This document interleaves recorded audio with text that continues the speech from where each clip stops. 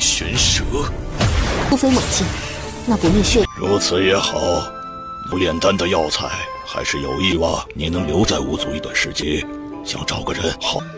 别这样，天剑深刻。今晚。 Halo semuanya, selamat datang di Ruang Sinema. Bagaimana kabar kalian semua? Semoga selalu sehat dan baik-baik saja. Sesuai jadwal, jadi pada hari ini kita akan kembali melanjutkan series Donghua Supreme God Emperor episode terbaru. Yang mana ini adalah episode yang ke-427. Bagi yang mau bergabung dengan series ini, kita sudah sediakan playlistnya. Jadi kalian bisa dengan mudah mencari di mana episode awal dari series ini. Sebelum kita mulai episode terbarunya, kita akan melihat dulu apa saja yang telah terjadi pada episode sebelumnya. Tepatnya pada episode 426. Di hari Senin kemarin, kita sudah melihat kalau formasi pedang yang Mu Yun gunakan dan mudah menekan orang-orang Gunung Suankong. Bahkan mereka itu berencana untuk melarikan diri. Tapi masihlah mampu ditahan dengan mudah oleh Mu Yun. Selain itu, Mu Yun juga bertarung sengit dengan Yu Tianzhen yang memiliki dendam begitu mendalam dengan Abang Mu Yun. Bahkan dalam pertarungan mereka, Yu Tianzhen begitu yakin bisa menghancurkan formasi pedang milik Mu Yun. Hanya saja semua itu tidak semudah yang ia pikirkan. Di saat Mu Yun menghabisinya, Ji Wuseng pun datang untuk melindunginya. Walaupun begitu, Mu Yun tidaklah terlalu peduli kepada Ji Wuseng dan terus melancarkan serangan kepada Yu Tianzhen. Hingga akhirnya ia pun meninggoy. Semua ini membuat Ji Wuseng menjadi begitu marah. Ia langsung saja melemparkan sebuah formasi pengurung untuk bisa menghabisi Mu Yun. Secara perlahan namun pasti, formasi ini akan mengecil sampai benar-benar menghabisi Mu Yun tanpa tersisa.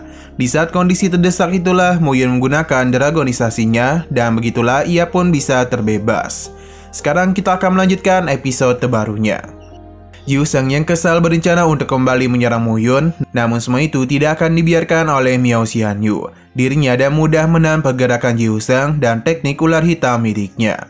Mu Yun juga cukup terkejut dan kedatangannya itu. Sedangkan bagi Ji Wuseng, ular hitam ini tidak akan mampu menahannya terlalu lama. Walaupun begitu, Ji Wuseng tetap saja membutuhkan waktu sedikit lama untuk melepaskan diri.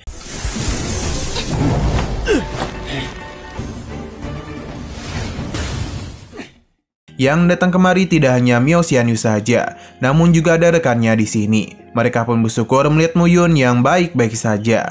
Hanya saja Mu Yun agak kesal karena seharusnya mereka ini sedang berlatih dalam pengasingan diri. Miao Xianyu meminta untuk tidak usah khawatir, karena bagaimanapun ia sudah memahami 2 level pertama dari teknik darah abadi yang sebelumnya Mu Yun berikan kepada mereka. Yu Sheng meminta untuk tidak meremehkan dirinya. Alih-alih takut, Miao Xianyu memberitahu kalau dia ingin menangkap Mu Yun, maka ialah yang akan menghabisinya. Pertarungan pun kembali terjadi di antara Ji Wuseng dan Miao Xianyu. Sun Yunda dan yang lainnya merasa kalau gadis kecil ini begitu percaya diri. Padahal yang sedang ia hadapi sekarang adalah Ji Wuseng, salah satu pelindung Gunung Suankong. Mereka menganggap orang-orang dari aliansi darah semuanya tidaklah waras. Namun melihat betapa sengitnya pertarungan yang terjadi di antara mereka berdua itu, secara perlahan mulai menyadarkan Sun Yunda dan yang lainnya. Kalau Miao Xianyu tidaklah berkata omong kosong belaka. Bahkan Ji Wuseng sendiri tahu kalau ini adalah kekuatan ular hitam Tiangying. Sun Yunda sama sekali tidak menyangka gadis kecil ini bisa memberikan perlawanan kepada Ji Wuseng.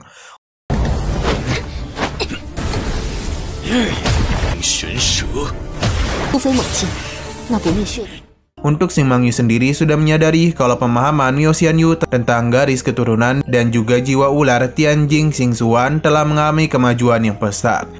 Ia yang juga mempelajari buku darah masih ketinggalan jauh dari Miao Xianyu. Bahkan kekuatan Phoenix S-nya juga tidak terlalu berkembang.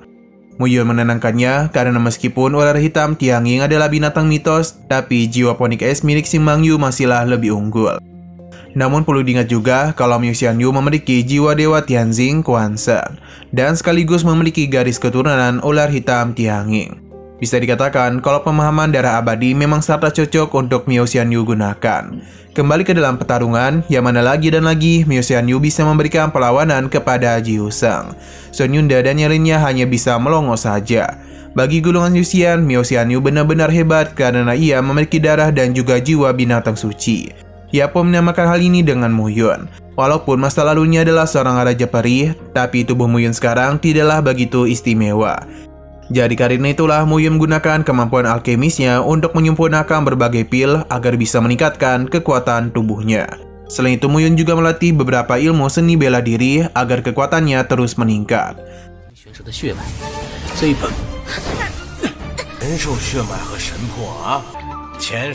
Kembali kepada Miao Xianyu, serangan yang ia lancarkan benar-benar membuat Yu Sheng menjadi begitu marah karena ia tidak memiliki kesempatan untuk bisa mendekati Muyun. Daripada harus berakhir di sini, Yu Sheng pun memilih untuk pergi saja. Dia berjanji ke depannya ia akan menangkap Muyun. Baik Xingtian dan Xuan Yunde juga ikut menyusul. Miao Xianyu mencoba untuk mengejar mereka, hanya saja Muyun menghentikannya karena mereka tidak perlu repot-repot mengejar orang-orang itu. Terlebih lagi Muyun dan yang lainnya juga harus pergi meninggalkan Gua Naga. Di sisi luar, kepala desa penyihir sudah menunggu kedatangan Muyun dan meyakini pasti ia telah mendapatkan hal-hal yang bagus di dalam sana. Alasan mengapa beliau ini bisa tahu karena ia yakin alasan Yu Sheng bisa pergi tergesa-gesa adalah ulah dari kelompok Muyun. Ia juga yakin Muyun telah mendapatkan hal-hal bagus lainnya di dalam sana. Muyun tidak mau membahas hal ini terlalu dalam. Ia berjanji akan secepat mungkin menyempurnakan beberapa pil point immortalnya. Dan begitulah segala penyakit yang ada di tubuh kepala desa akan menghilang. Kepala desa paham, hanya saja ia menanyakan bahan-bahan apa saja yang Muyun butuhkan untuk membentuk pil void immortalnya. Karena cucunya lah yang akan membantu Muyun dalam mencari bahan-bahan itu. Selain itu, klan penyihir mereka masihlah memiliki beberapa bahan untuk bisa membentuk pil. Kepala desa ingin Muyun bersama kelompoknya tetap tinggal di klan penyihir untuk sementara waktu. Karena sebagai orang yang sudah cukup tua, kepala desa sangat suka berkumpul bersama orang-orang. Karena ini adalah permintaannya, jadi Muyun cukup sulit untuk menolak. Ia pun meminta kelompoknya untuk pergi terlebih dahulu ke Pulau Luohuan, sedangkan dirinya akan tetap berada di sini. Shin Mangyu mengizinkan suaminya, asalkan dia itu tidak berani bermain-main di belakangnya. Muyun paham, lagi pula ia adalah pria yang baik hati dan juga suci. Namun melihat tatapan dari ketiga gadisnya, semua itu tidaklah benar. 如此也好，不炼丹的药材还是有意吧？你能留在巫族一段时间，想找个人好好唠。大家先回鹿魂岛等我吧。皇，小心我！哼。 Setelah semua itu, kekhawatiran para gadis Muyun sepertinya benar-benar terjadi. Karena saat ini Nona Bo terus melekat di sisi Muyun. Untung saja Muyun masihlah mengingat janjinya dengan ketiga gadisnya. Karena jika tidak, ia pasti akan menambah bini lagi. Nona Bo mencoba untuk menggoda Muyun karena bagaimanapun aliansi darahnya sudah melahap begitu banyak bisnis keluarganya. Dan saat ini dirinya juga ingin mengembangkan bisnis di klan Wu. Daripada diambil alih oleh Muyun, lebih baik mereka saling bekerja sama saja dalam mengelola bisnis di klan penyihir. Nona Bo menanyakan apakah keputusan yang akan Muyun ambil. Terlebih lagi Muyun seharusnya ingat dengan janji yang sebelumnya ayahnya berikan kepada Muyun. Jadi lebih baik dia itu mengiyakan saja permintaannya itu. Muyun hanya bisa memohon agar tidak terus menggoda dirinya. Nah, tiba-tiba saja Nona Bo memberitahu kalau orang-orang Gunung Tianjing sepertinya berbahaya. Jadi dia mencoba untuk memberikan kode kepada Muyun agar bisa pergi ke dalam kamarnya untuk membicarakan masalah ini lebih lanjut. Jadi semua godaan yang Nona Bo lakukan sebelumnya agar mereka tidak dicurigai oleh siapapun di sana. Bahkan Uyu sendiri menganggap Muyun sudah tidak sabar pergi bermain-main dengan Nona Bo. 别这样，天剑圣客，今晚天下都知道我爹把我来来来，木兄真是急不可耐。 Nah, sayang sekali lagi seru-serunya, episodenya pun harus bersambung dulu. Namun sebelum kita akhiri, seperti biasa kita akan melihat preview bagian selanjutnya. Ketika Muyun dan Nona Bo ingin berpamit pergi, terlihat kalau ada orang-orang yang tidak menyukai kehadiran dari Muyun di sini. Terlebih lagi, kedekatan Muyun dan Uyu akan mempersulit mereka dalam menjadi pewaris klan selanjutnya. Tentu saja, kedua bersaudara ini tidak akan membiarkan Uyu menjadi pemimpin selanjutnya. Karena jika hal itu sampai terjadi, mereka tidak akan bisa membayangkan apa yang akan terjadi kepada klan mereka.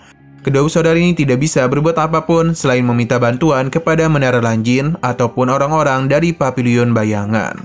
巫语愿意就行。老祖宗的意思很明显，是若是巫语成了族长，老祖宗的意思很明显。哥，您上次拜访揽 Oke, sekian dulu pada video kali ini. Untuk video selanjutnya akan segera hadir. Jadi bagi kalian yang ingin mengikuti series ini, langsung saja klik subscribe dan aktifkan loncengnya. Terima kasih yang sudah menonton video sampai habis. Jika kalian suka pada video ini, klik like dan share ke teman-teman kalian tentang channel ini. Dan ditunggu aja kelanjutannya. Oke, sampai jumpa di video selanjutnya.